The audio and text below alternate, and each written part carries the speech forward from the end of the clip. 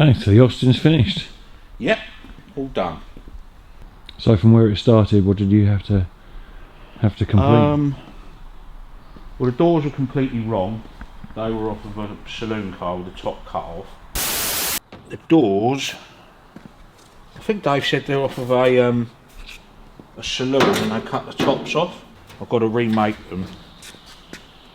Basically, they're too short there. But see that swage there? That shape? Obviously that will line up with the bottom.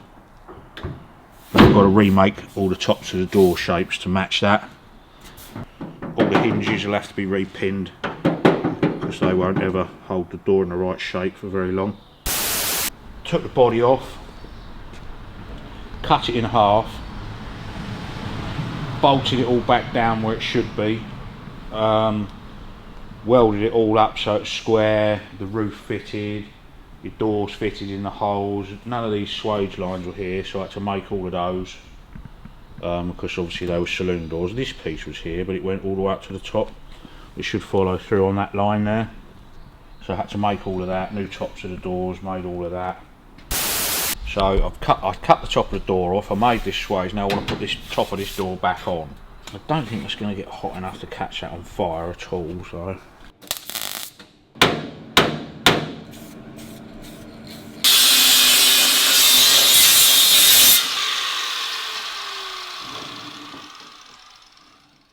In better days. Well, we're looking at about 30mm, which is probably where I've marked it. 30mm.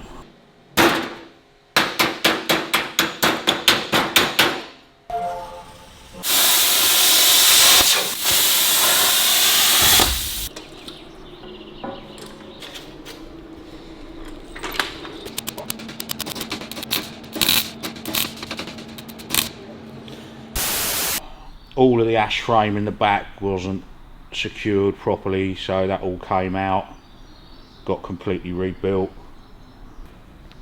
Engine had never been run, so complete rewire. We power that up. Whoa! Okay. Now I know what's happening. That's fine. That'll be the one then. That'll be the wire. Because it had the wrong relay on it, it was wiring up the earth back to front. Had to make a few bits for it, like the bracket that holds the distributor in. Back axle was in wrong, so I had to readjust all of that. None of the wood was in the back, so I had to make all of that. So I had to make all the hinge plates for the dicky seat. Trimmed all of this rear in properly. None of this fitted, so I took all of that out and rebuilt it all.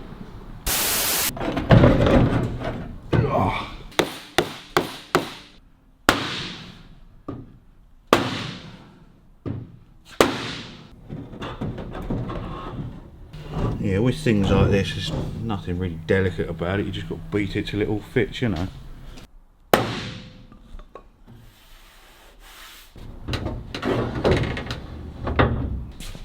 And you enjoy lifting that boot lid, don't you? Oh yeah. I must have taken this on and off 30 times. I don't know why you didn't do it right the first time, you know? Well, yeah, there's always that.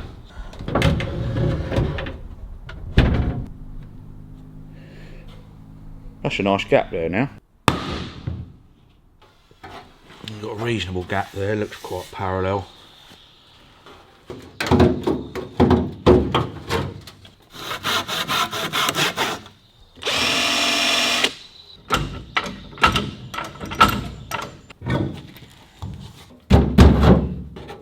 Lovely jubbly. It had been welded up, the floor pan, but it had been welded up like that. So when you pulled the roof over, the roof finished about here. How did you get on with the roof? Did it plop back on straight away, or? No. I could only get the roof header rail to about here. Okay. Because it was so shrunk. So you have to wet it and leave it in the sun, wet it, leave it in the sun, and then gradually stretch it in. Had to have the dashboard made.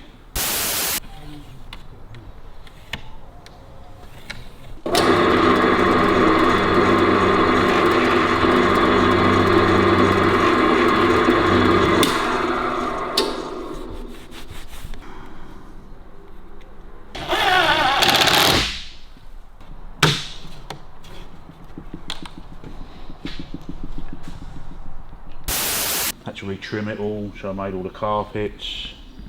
Seats were done, so I didn't do those. The door cards were done, but I had to take them all apart again and redo them because they didn't fit. This goes somewhere, he said. Where? I don't have a clue. What was the most challenging part of it, do you think? Probably making the tops of those doors. They were pretty awkward to do, but they've come out well. I was pleased with them. Why were they awkward? It's just hand swaging everything, you know, like putting all that shape back into it that wasn't there. You have to make it all.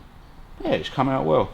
The wiring was a bit of a challenge, but once I found out that the dynamo was shot, we had that converted from a 3-brush to a 2-brush, so it can run on a later than what it should have voltage regulator, called an RiE-188. Just makes all the charging system so much better. Whereas before the lights were so dull because nothing was working, now they're side lamps, proper headlamps now. Yeah. So they're nice and bright. So it's had a complete rewire, dynamo rebuilt, RiE-188 rebuilt, distributor I didn't have for ages and Dave found it. So, and the timing marks that were on the back of the flywheel had gone completely. So I had to sort of, you can envisage where the timing should be. Everything fires before top dead centre by so much. Yeah. And you can just keep tweaking it. You'll find it, the starter motor will drag, you know, it's too much to try to fire too much before top dead centre. So just played around with the timing, because one way it'll overheat, the other way it'll be hard to start when it's hot, and blah blah blah blah blah. So just keep fiddling around with it, and I got it in the end. Carburettor was a pain in the bum because they're horrible carburettors, the early Zeniths. So I've had to lower the float level in that to stop it leaking. The fuel pump didn't work.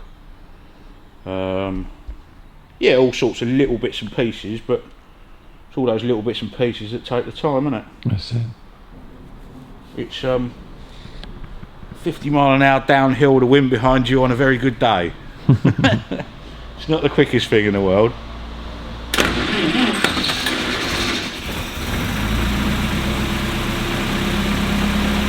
Give it a bit of choke for a while because it's such a sluggish old engine, you have to get a bit of heat in them.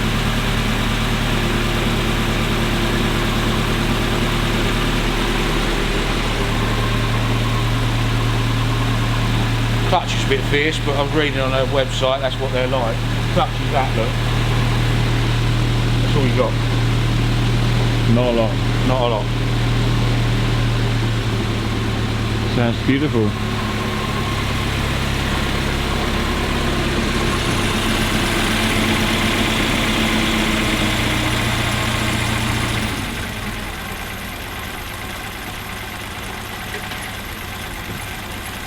Yeah, it was good. Just running out of petrol a bit. Lovely. Yeah, it's a nice little thing. I made a satchel for the side windows and the starting handle, so they're all in there. Keeps them out of the way, floating around in the back of the car, you know. That's it. How did you get the hood to fit again so easily? Trial and error, really. Because it had shrunk quite a bit, hadn't it? Yeah, jet washed it, got it wet, stretched it before you put the back on. Just pull it all down. So I mean, it's a bit of sag in there, but for one of these, that's pretty good. You know what I mean? The thing is with these old things, you drive that down the road for 20 miles. And you'll probably find the doors won't shut properly and they all just move, you know. You've got to give them a good shakedown, but it's pretty solid now. I put all strengthening bars inside it and everything. Like, so when you think about it, the only thing you've got holding down is that's bolted down. You've got a little floor pan about that deep with not even a box section in it, just a return. Yeah. And then that, which is one bolt either side at the bottom. So the whole thing does that. Yeah, pleased with it.